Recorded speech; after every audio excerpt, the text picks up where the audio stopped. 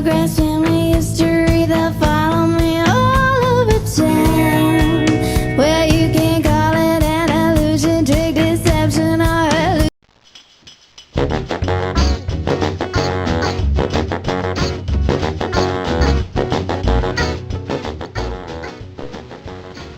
It all started in 1988 with an art show of mine called A Beautiful Day in the Neverhood. It was 17 paintings that depicted a little clay city with little clay people running around in it.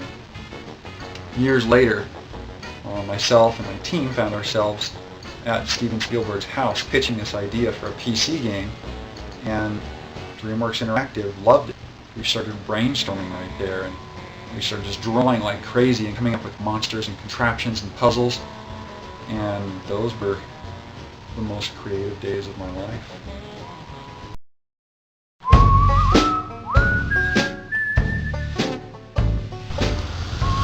The story of the Neverhood is basically taken from the Bible in the account of creation and man's fall from grace. As claimant, it's up to you to use your free will to decide between right and wrong. In addition to that, you have to figure out who you are and what you have to do to reach that decision point. Claimant as a character is an innocent, but two questions to ask yourself when designing a new character are, is he funny or is he scary? In the case of all the characters in the Neverhood, Clayman, Willie, they're funny. But in the case of Clog, they're very funny.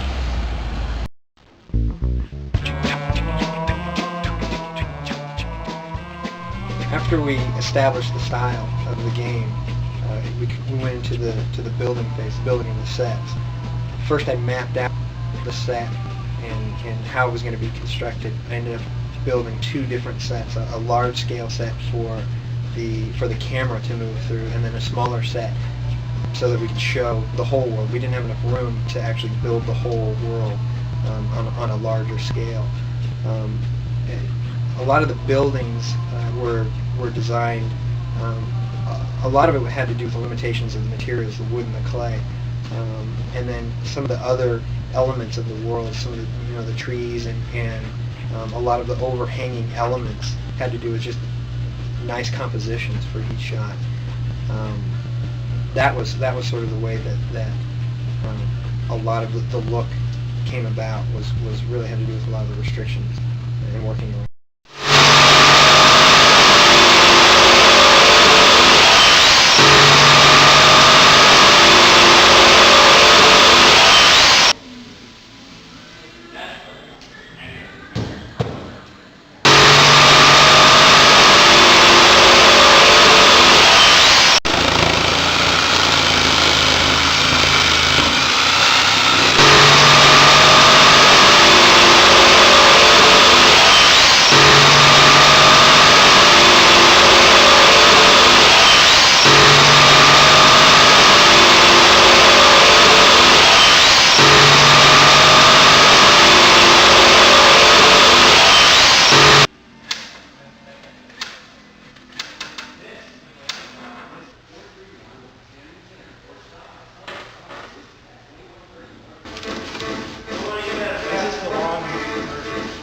What?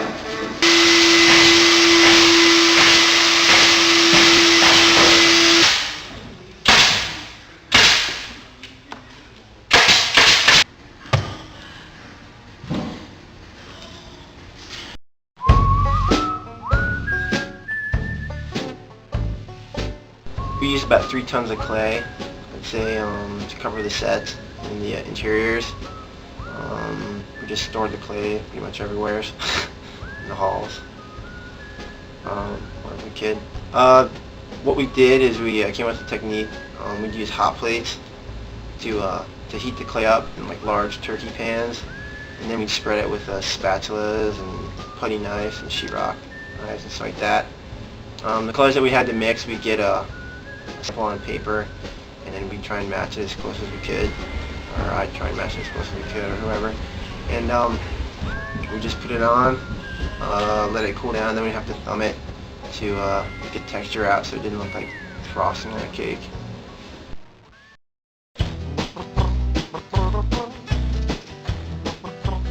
I was in charge of the longer flick scenes in the game, some of the dramatic sequences. It's a really odd process. I start with storyboards. I draw everything out and paste the timing on it, record the voices, and then have the lighting set up, point the cameras, and after all this prep work, it could be hours for a shot, I finally get in and animate. The painstaking process of moving a puppet a little bit and shooting a frame. Moving a puppet a little bit and shooting a frame. And it comes up to being about 15 frames per second. The way that we approached the first-person movement was to build a track system out of wood. We looked into other systems, motion control camera, and 3D generated artwork, but we wanted to stay away from all of that. We wanted to kind of go the low-tech route.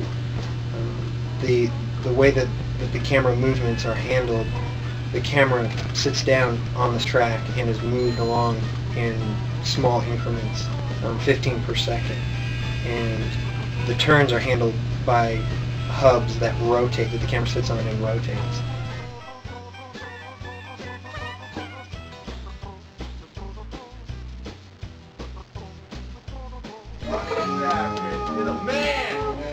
Oh, he's running! Go, Chris!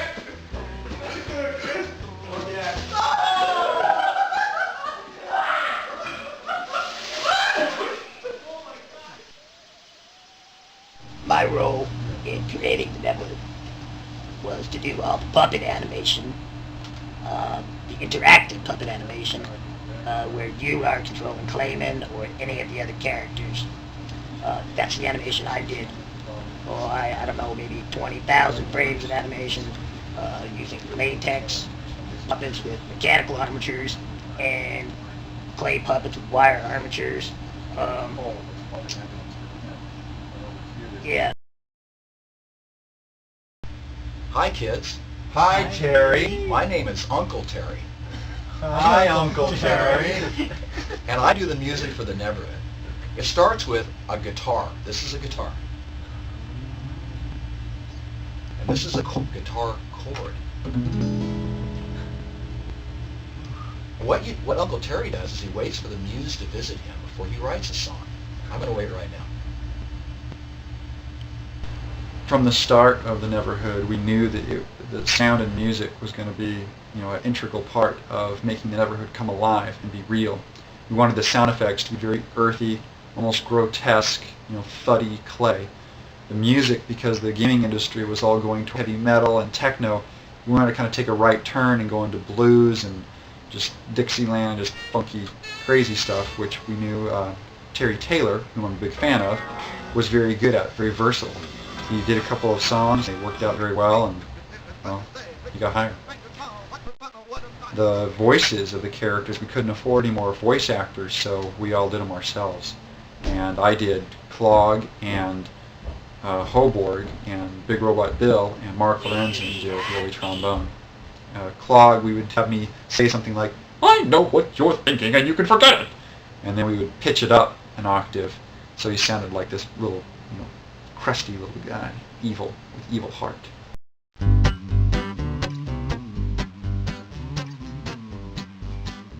To make backgrounds for the Neverhood, you very carefully plan out how you want the room or the puzzle to look.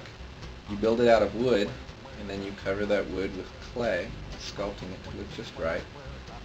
And then you shoot it with a digital camera, take it into a paint program, touch it up, and build any animations that go with it. And you put it right in the game.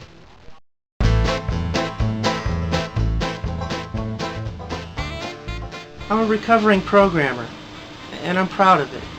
I worked on the engine, I worked on resource compilers and just pixels and bits and pixels and bits, and I programmed and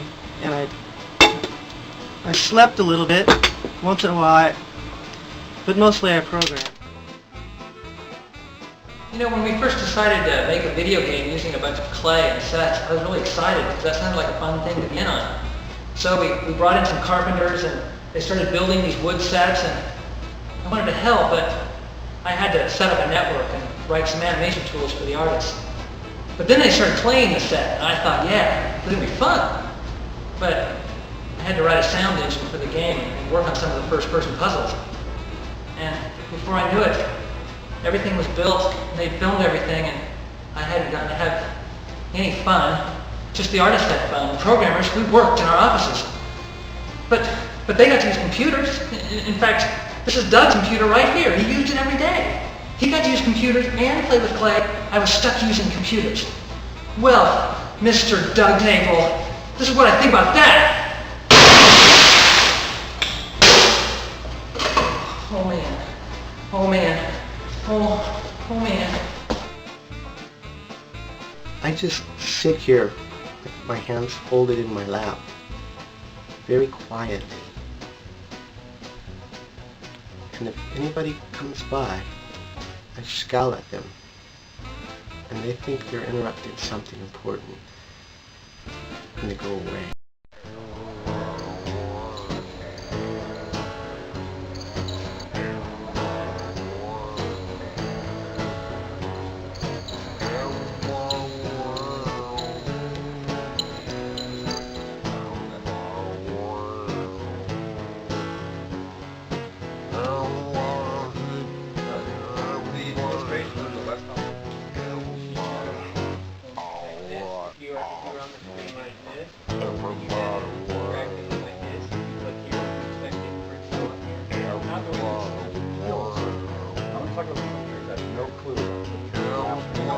Don't worry about it. Just playing again. You're on it, and here's the track. Here you are. You put here. Would you expect?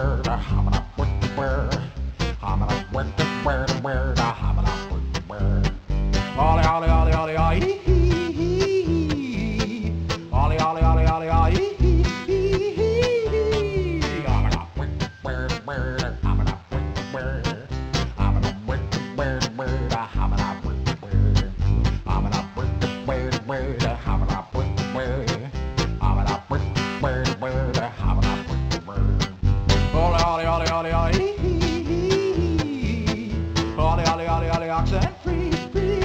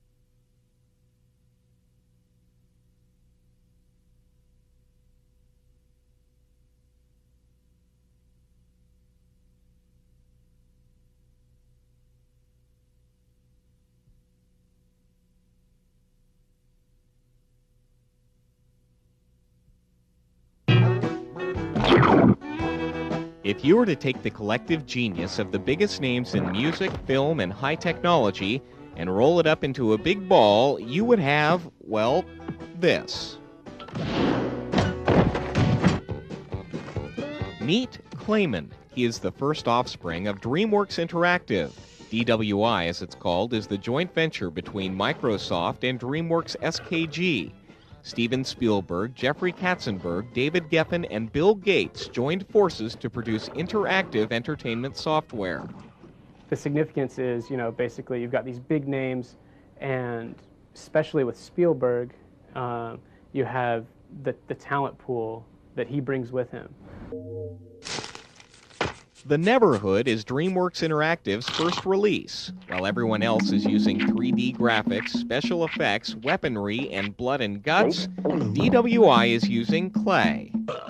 Which casts real shadows, has real highlights, has real fingerprints on it, and real bounce lights, and kind of has more of a believable effect.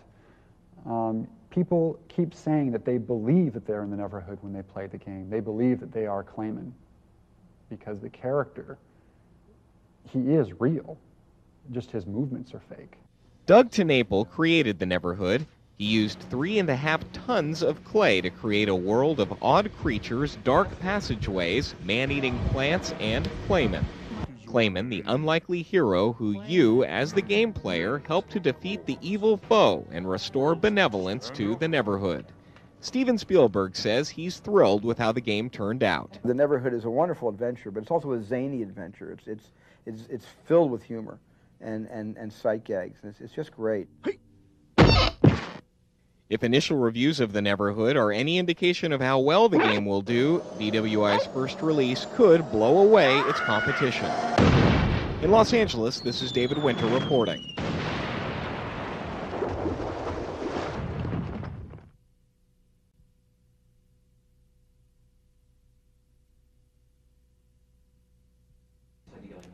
Yeah. So there's another really cool thing.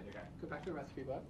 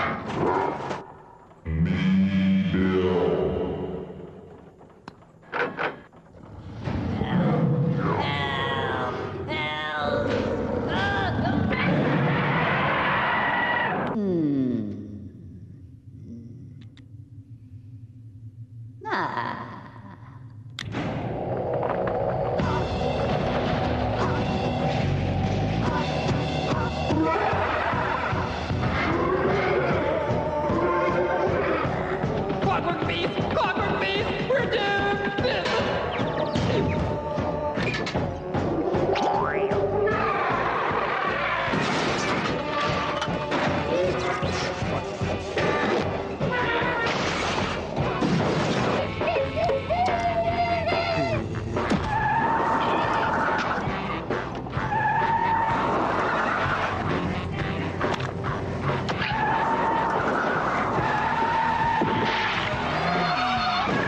What? What? I know what you're thinking, and you can forget it. Huh? What's that?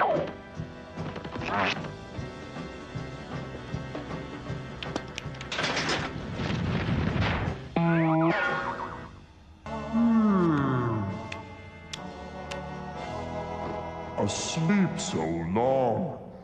Who woke me? What is your name? Clayman. Clayman. Yes, of course. Well, stand up, friend. You saved this world, and... Die, you old fool! Son of a... You know, I never really understood that guy.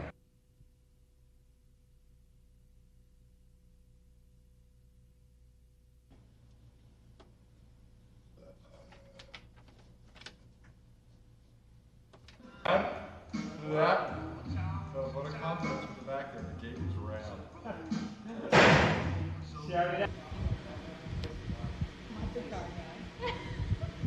Bob the car guy?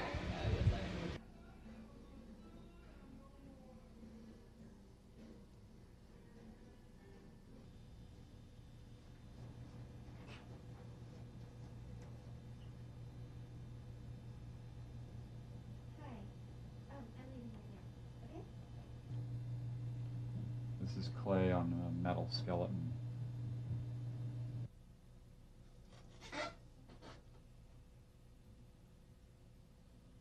Oh, Lordy.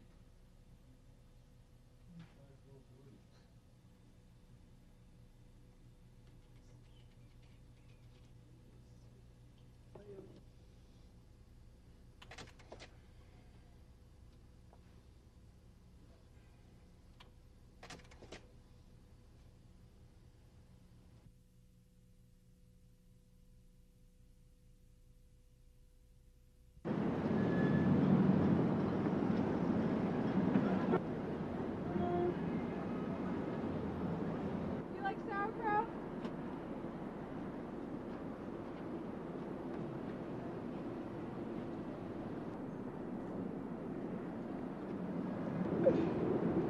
Oh my God.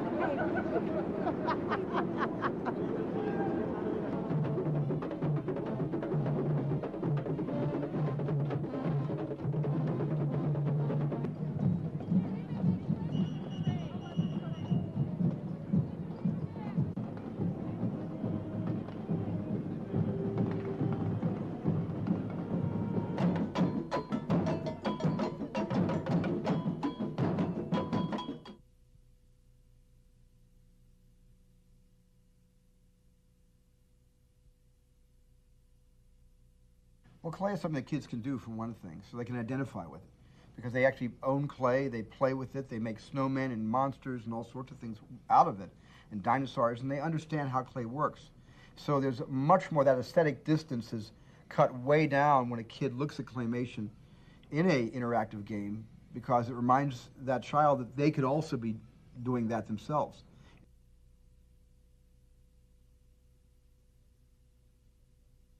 The Neverhood is a wonderful adventure, but it's also a zany adventure. It's filled with humor and sight gags. It's just great.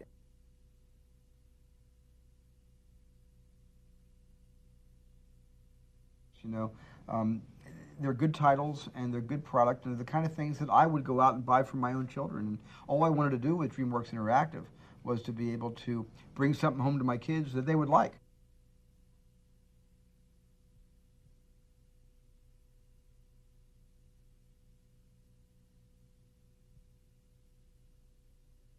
The Neverhood exists in black space. It is a neighborhood that may never exist, thus the Neverhood, based on the moral decisions of the player who plays a character named Clayman.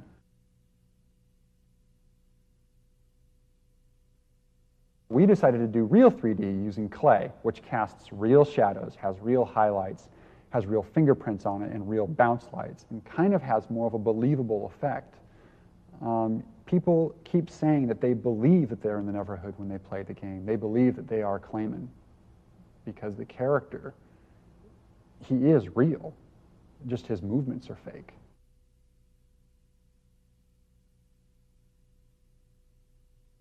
The Neverhood uses over 3.5 tons of clay.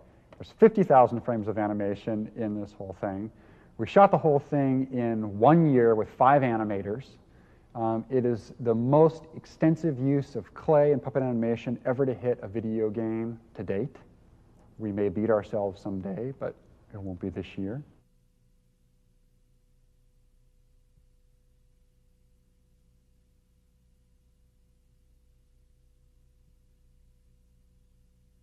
When you're taking real photographs of, actual physical, dimensional media like clay, then it lends a whole new character to it. And it's something that, even though it's completely otherworldly, people can relate to it more than a sterile, flat world that is created by computer graphics.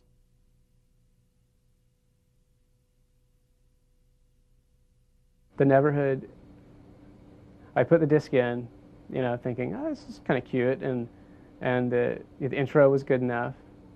And I started playing it, and it seemed quirky at first, and I didn't put it down. I played it 8.5 hours straight. I played the entire game in one sitting.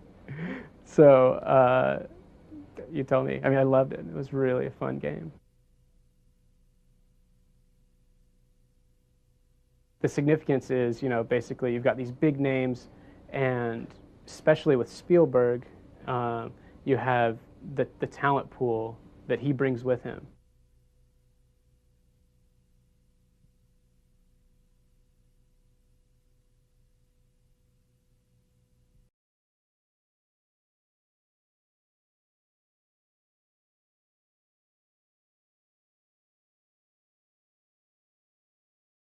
Let's go look at some cool stuff now. Here's a close-up of Tommyknot on the spaceship set. You can see the puppet. This is where I spent a lot of time animating these guys. It was really fun. Here's all Tommyknot's mouths. That's how we make them talk. Just replace these frame by frame. These here are Beak tongues. These are the replacement tongues I used when Beak was licking Tommyknot's face. Here's the bottom of Tommy's feet. And here's a bunch of eyes. This is how we make Tommyknot blink. That eye is half closed. There's a squinty eye. This is one of the green screen sets where we shoot all the animation that's going to be composited onto different backgrounds. And here's the set from the opening shot, which is shot at a smaller scale than the close-ups of our heroes. So you can see the ship here is really tiny. And this is just a stand-in, and then we composited the big ship into this shot afterwards through the magic of computers. And this is one of the sets that you see in the movie when Tommyknot walks across and presses that button there. And you can see it's like a diorama, and it's actually built into this big box. Thanks for visiting. See you next time.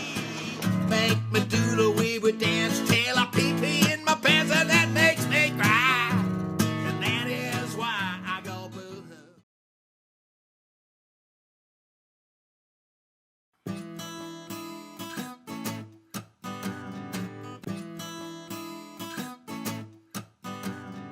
Armikrog is a point-and-click adventure game realized in stop-motion animation. This is Tommyknot, the main character from Armikrog. He was a creation of our pal Douglas Tenaple. We were getting ready to figure out what our next project would be, and we called up Doug and asked him if he had any ideas. He just started sending drawings and drawings and drawings, and it was really great stuff, and Tommyknot was the character that came out of that.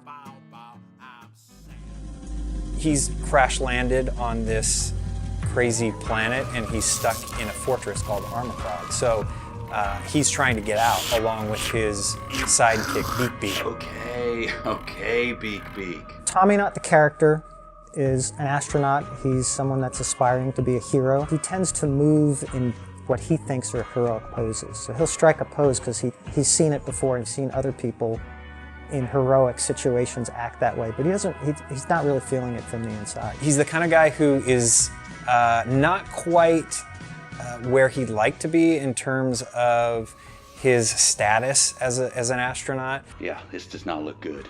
Michael Nelson of Riff Tracks and Mystery Science Theater fame is the voice of Tommy Knot. Beak Beak, look at that. What do you make of this guy? We were looking for somebody that kind of was a little bit of an everyman, played it a little straight. We didn't want any kind of over-the-top performance. And it's actually a really nice counterpart to Tommy's pal Beak Beak, who is Rob Paulson. Ooh, an omelet. We had worked with Rob in the past. He always brings so much to the table in terms of personality and even content. I don't think our pod insurance is gonna cover this. Our deductible is nuts too. Beak Beak is Tommy's blind alien dog, but he's actually his best friend. At times he's kind of the voice of reason, but he's also a wisecracking guy that likes to have a good time. We'd never done a game where you could switch control between two characters. Tommy and Beaky were such a cool little team together that we wanted to try it where you could switch between the characters and do different things with each character. Beaky's much smaller than Tommy, so obviously he can fit into areas that Tommy can't fit into. Tommy, he's a bigger character, he's stronger, he can push things around. He's got opposable thumbs so he can pick things up. He can climb on things, so he does things that Beaky can't do as well. Once he was designed, one of the first things we started to do was some pencil test animation, which are hand-drawn animations of the characters, kind of exploring some of their personality, the way they might walk or move. So once we have a design that we're happy with and it's ready to make the jump from paper drawings to something dimensional, the first step is to create the skeleton for the character. So in stop motion, inside these characters are little skeletons called armatures. We'll design these armatures to fit the proportions of the character that we have in the drawing. I'll mount it to a piece of wood and then sculpt using plasticine what the character is going to look like over that armature. From that sculpt, we make a mold, and then using that mold, we put the armature in the mold and then inject foam rubber into the mold. And when that dries, we paint it with this special, it's called Pax paint, and you get a character like this. He looks like he's made out of clay, and we sculpt it so it looks that way, but this is far more durable than clay. That gives us a physical puppet that we can bring on set and begin the stop motion animation process. There's this magic when things all start to come together. You've done your animation, you've done your backgrounds, you're putting it in the game, you're seeing everything work together, and it's fun and it's interesting and it looks unique. And that's how we brought Tommy Knot to life. Hope you enjoy the game. Check it out.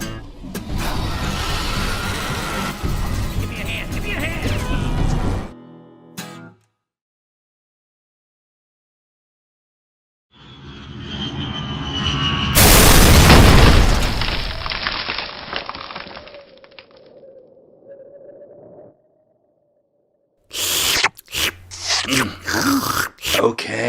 Okay, Beak Beak. I'm just glad we're still alive. Yeah, me too. Now, let's get a look at the hull. Yeah, this does not look good. I don't think our pod insurance is gonna cover this. Our deductible is nuts too. Beak Beak, look at that. What do you make of this guy? Ooh, an omelet. Ooh! Give me a hand, give me a hand!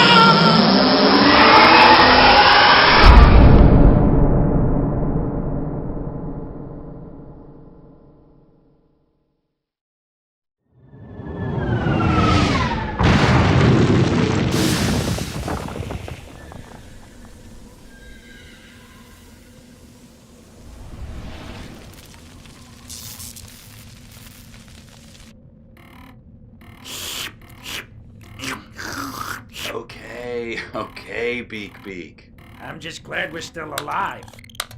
Yeah, me too. Now, let's get a look at the hull. Yeah, this does not look good. I don't think our part insurance is gonna cover this. Our deductible is nuts too. Beak. Look at that. What do you make of this guy? Ooh, an omelet. Ooh!